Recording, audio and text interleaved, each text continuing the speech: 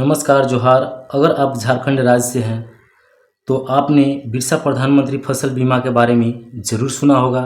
अगर आपने अभी तक बिरसा प्रधानमंत्री फसल बीमा योजना का नहीं भरा है तो आपके लिए यह वीडियो बेहद ही हेल्पफुल होने वाला है, क्योंकि इस वीडियो में हम जो ऑफलाइन फॉर्म आते हैं उसको भरने का तरीका और उसे भरकर दिखलाएंगे ताकि आपकी फॉर्म में कोई भी गड़बड़ या गलती ना हो, ताकि आपकी फॉर्म रिजेक्ट ना हो। तो चलिए देखते हैं इस फॉर्म को। ये रहा बिरसा प्रधानमंत्री फसल बीमा का फॉर्म। यह फॉर्म 2 पेज में है, यह फर्स्ट पेज है। देख सकते हैं इसमें फर्स्ट में लिखा है पंचायत, तो आप यहाँ पे अपना पंचायत का नाम डाल सकते हैं। यहाँ पे मैं अपना पंचायत का नाम लिख सकता हूँ।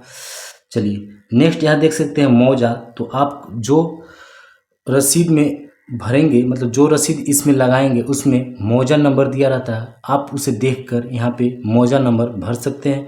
चलिए फर्स्ट में यहाँ पे लिखा हुआ है कृषक का नाम, तो कृषक का नाम आप जिस नाम से आवेदन करना चाहते हैं, जिसके नाम से आवेदन करना चाहते हैं उसका नाम यहाँ पे लिख दें।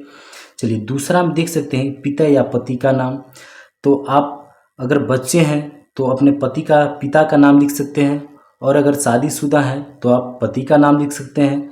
तो चलिए तीसरा देखते हैं। तीसरा में हो गया कृषक का आधार नंबर। अगर आप आधार नंबर लगाते हैं तो आपको आधार नंबर देना बहुत ही अनिवार्य है। आप यहाँ पे आधार नंबर तीसरा नंबर में डाल सकते हैं। चलिए मैं अपना आधार नंबर लिख लेता हूँ। चलिए चौथा नंबर में देखते हैं कृषक का मोबाइल नंबर। कृषक का मोबाइल नंबर बहुत ही इम्पोर्टेंट है। आप यहाँ चौथा नंबर में कृषक का मोबाइल नंबर डाल दें। चलिए मैं अपना मोबाइल नंबर यहाँ पे पहले ऐड कर लेता हूँ। चलिए पाँचवा नंबर में देखिए, पाँचवा नंबर में बैंक खाता नंबर। यहाँ पे गलती की कोई भी गुंजाइश नहीं होनी चाहिए। यहाँ पे आसान एकदम मतलब अच्छा से देख कर ही भरे। चलिए यहाँ पे भर लेते हैं बैंक खाता नंबर।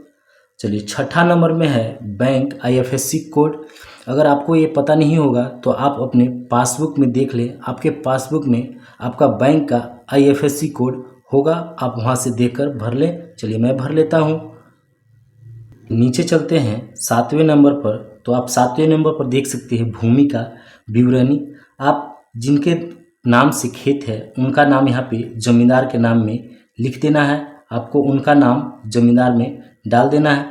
इसके बाद रसीद में ही आपका खाता नंबर रहेगा, आपको खाता नंबर भी रसीद में से देखकर यहाँ पे खाता नंबर में भर देना है।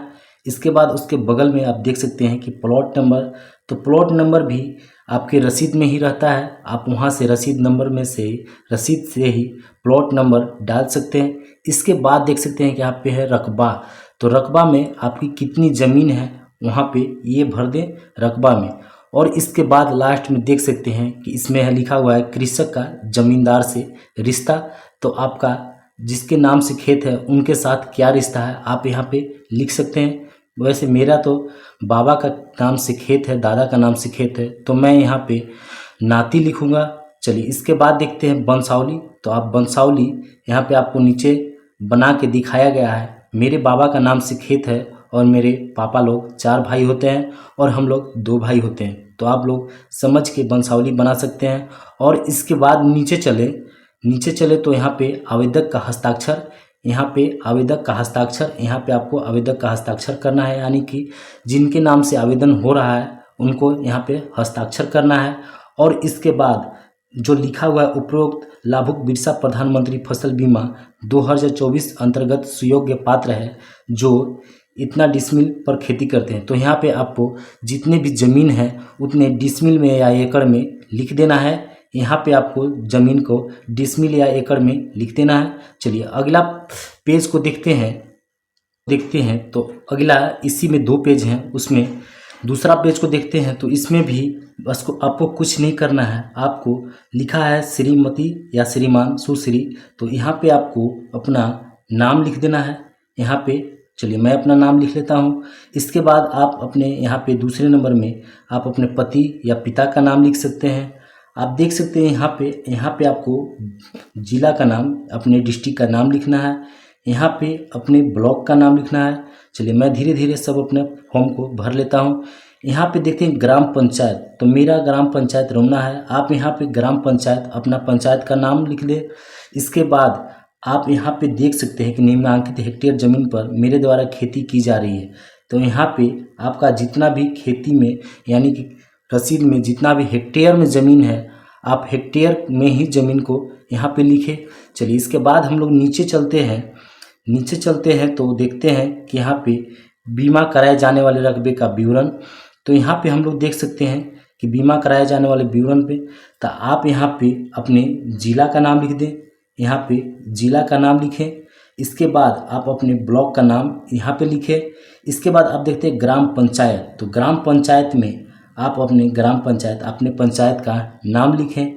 इसके बाद गांव आप जिस गांव में रहते हैं वहाँ का नाम लिखें। इसके बाद जो आपका रसीद में खाता नंबर है उसमें खाता नंबर में यहाँ पे खाता नंबर लिख दें। इसके जस्ट बगल में आप देख सकते हैं कि प्लॉट नंबर लिखा हुआ है, आप वहाँ पे प्लॉट नंबर लिखें। यहाँ पे मैं लिख लेता हूँ।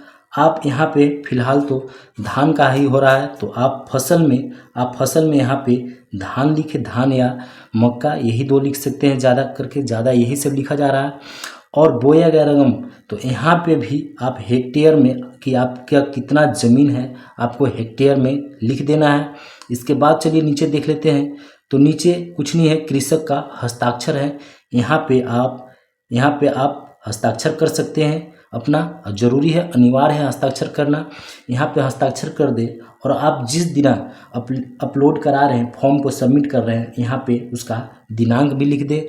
दिनांक लिखने के बाद आप अपने मुखिया के पास जाकर इस फॉर्म को सिग्नेचर कराकर और मोहर लगाकर फिर से CSC सेंटर यानी कि प्रज्ञा केंद्र के संचालक के पास जाकर जमा कर दे। वह आपका फॉर्म अपलोड कर देगा।